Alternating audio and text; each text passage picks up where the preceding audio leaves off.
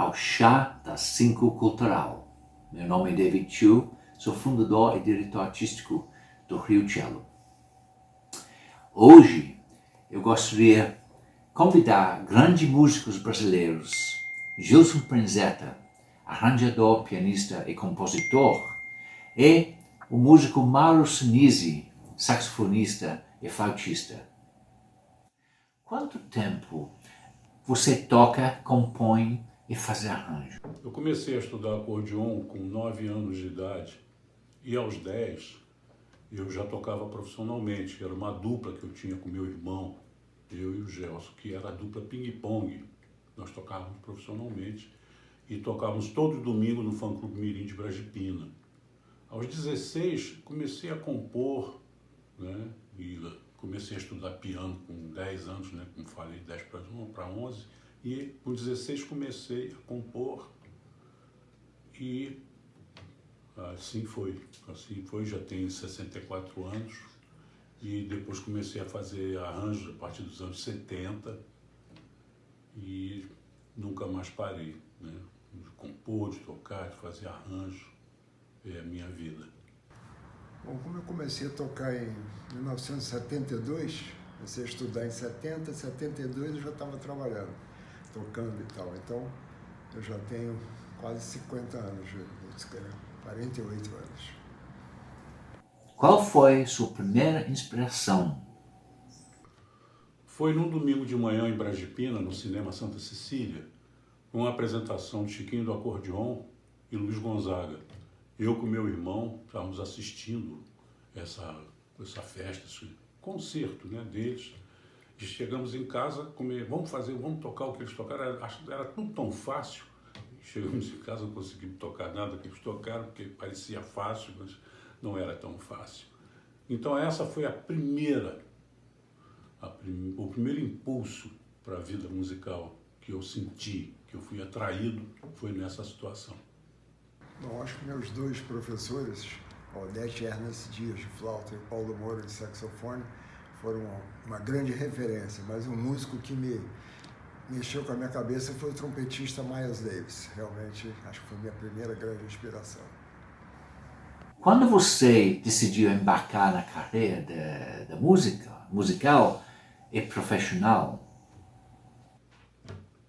A partir dos 16 anos, eu comecei a me envolver com grupos e conjuntos de baile, e os bailes foram ficando uma coisa bem profissional. Depois fui tocar na noite, né? E foi assim que eu comecei com esse trabalho de música profissionalmente, realmente, após os meus 16 anos. Bom, eu como comecei a estudar tarde, com 20 anos, em 1970, estava meio perdido o que eu ia fazer, mas descobri a música assim como profissão mais ou menos 2 anos depois, no máximo, que eu já estava deslumbrado, tocando com Wagner Tiso, depois toquei com Milton Nascimento, já logo no começo da minha carreira, Hermeto Pascoal. Então realmente eu tinha certeza que eu queria ser músico, logo 3 anos depois. Conta um pouco do seu início quando jovem. Eu sou de uma família de músicos, né? Minha mãe tocava bandolim, meu tio tocava violão, eu tocava bateria. E eu assistia a esses saraus que eles faziam aos sábados, era uma coisa muito alegre. E eu fui me envolvendo, né, com isso. E foi daí que surgiu a minha vontade de ser músico profissional. E quando minha mãe entrou com aquela conversa, quer ser músico, então vou te levar para estudar, vamos botar na escola para estudar. Começamos a estudar, eu e meu irmão começamos a estudar acordeon. E aí fomos. Em bailes, toquei na noite, e comecei a estudar piano e nunca mais parei. Graças, foi uma maravilha tudo isso. Bom, eu com 20 anos comecei a estudar flauta sem muita convicção com Odete Ernest Dias, grande flautista, e 1 ano depois peguei o saxofone com Paulo Moura. Então esse foi meu grande alicerce da minha carreira, da minha vida e tal. E eu rapidamente fui conquistado assim como uma magia por essa coisa da música, aquele lado artístico da Odete, o Paulo Moura também, depois Wagner Tiso, Hermeto Pascoal, Gilberto Gismonti, foi muito rápido, assim, tudo muito rápido. Isso tudo me fez ter certeza que era a carreira que eu queria seguir. E eu sempre toquei ao lado de grandes e grandes músicos, então estou muito feliz com essa carreira que eu escolhi. Tem algum momento específico que decidiu sua vida como músico? Aos 19 anos, eu tive um acidente no Exército, levei um tiro de metralhadora e tive o meu braço quase amputado. Entrei na sala de cirurgia com essa história de que seria uma amputação e tal, mas não aconteceu. Eu fiquei engessado 2 anos e meio e depois da retirada do gesso, eu voltei a estudar, a praticar lentamente, com muita calma e tal. E voltei a tocar. Então, essa fase foi definitiva para a minha vida, direto para a vida musical, né? Isso foi o grande lance, né? Foi o que definiu a minha carreira. Eu acho que foi a primeira vez que eu toquei uma pequeníssima sonata, assim, que eu estudei lá na ProArte com a Odete Arnes Dias, e já tinha 20 anos, como eu já falei e tal, mas estava meio incerto e tal, mas realmente quando ela me botou para tocar uma pequena sonata, uma peça, eu não me lembro exatamente, acho que eu toquei com até a Rosana Lanzelotti, grande cravista e tal, com um públicozinho de 20, 15 pessoas ali. Eu senti uma emoção tão grande, nem me lembro se eu toquei direito e tal, mas foi tão bacana que eu realmente tive certeza e foi um momento muito marcante, muito empolgante, que me mexeu muito comigo emocionalmente. Eu falei, é isso que eu quero seguir. O Gilson, você é considerado um dos melhores arranjadores no mundo, dito pela própria Quincy Jones dos Estados Unidos. Mauro, você é considerado um dos melhores saxofonistas jazzistas. Como um profissional na sua área, é bastante difícil exercer essa profissão no Brasil e viver de música. Quais conselhos você daria para jovens iniciantes que estão querendo seguir esta profissão? Bom, eu agradeço, mas eu acho que eu não sou jazzista, né? Eu sou um improvisador, realmente eu gosto muito de improvisar, que é um momento de criação, que eu adoro, cada dia é diferente, cada show é diferente, te obriga a praticar harmonia e tudo, eu gosto muito disso, mas talvez não do lado jazzista, que fica um pouco, né, encarcerado ali. Mas eu gosto de tocar choro, eu gosto de tocar bossa nova, eu gosto de tocar jazz também, que é uma grande escola, música clássica, lógico, tudo é música boa, né? Com harmonia bonita. Então é isso aí, eu só gosto de improvisar, realmente eu adoro improvisar e criar com os amigos. O Brasil não investe na cultura. Então, no entanto, se você tiver garra, vontade mesmo de seguir em frente, você conseguirá, né? Mas precisa ter muita força de vontade, porque é difícil, é muito difícil, ainda mais nessa área que você não toque numa orquestra ou não seja, sabe, um músico que toque numa orquestra sinfônica, que você tenha que batalhar pelo seu dia a dia, é complicado, mas nada vai te tirar a alegria de você pegar seu instrumento e poder passar essa emoção para as pessoas que te ouvem. Isso não tem dinheiro que pague. Bom, acho que no mundo inteiro a música, principalmente nos dias de hoje, dos 10 anos para cá, decaiu muito, né? Tem muita decadência. Mas se a gente não perseguir os nossos sonhos, vai ficar difícil, né? A gente não realiza. Então eu acho que a música que a gente faz, né, que eu gosto de fazer, que é a boa música instrumental, etc e tal, é uma música difícil, mas tem espaço para a gente tocar, tem gente para ouvir, e isso tudo move também a gente sabe que emociona muitas pessoas e tudo, então é um sonho a ser perseguido para a vida inteira, mas é um caminho complicado, é um caminho bem difícil. Estude, se dedique, ouça tudo, esqueça tudo, sabe? Porque senão você só vai aprender a dar nome aos bois e não vai criar nada. É isso que você tem que fazer, se dedicar, né? A música precisa que você esteja perto dela, senão ela se afasta, ela vai embora. Então se dedique, procure manter essa união tua com a música. Estude muito, sabe? Qualquer instrumento é muito difícil de aprender a tocar, mas muito mais difícil que aprender a tocar é aprender a tocar a emoção de quem te ouve. Antes de tudo, óbvio, ter amor pela música, né?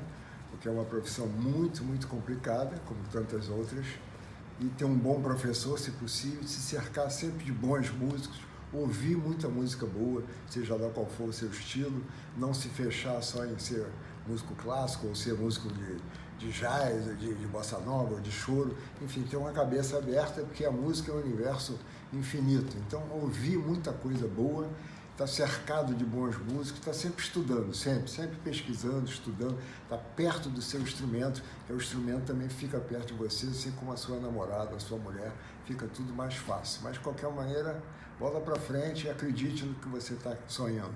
Ô Gilson, você poderia contar um pouco sobre sua relação com o músico Mauro Sinise?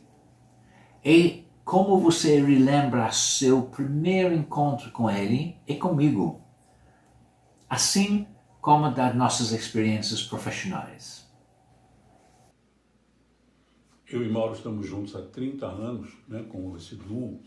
Estamos juntos há bastante tempo. Então, mas continuamos ensaiando 2, 3 vezes por semana. Sempre estamos juntos, trocando ideias e tal. E é uma relação muito legal, muito bonita.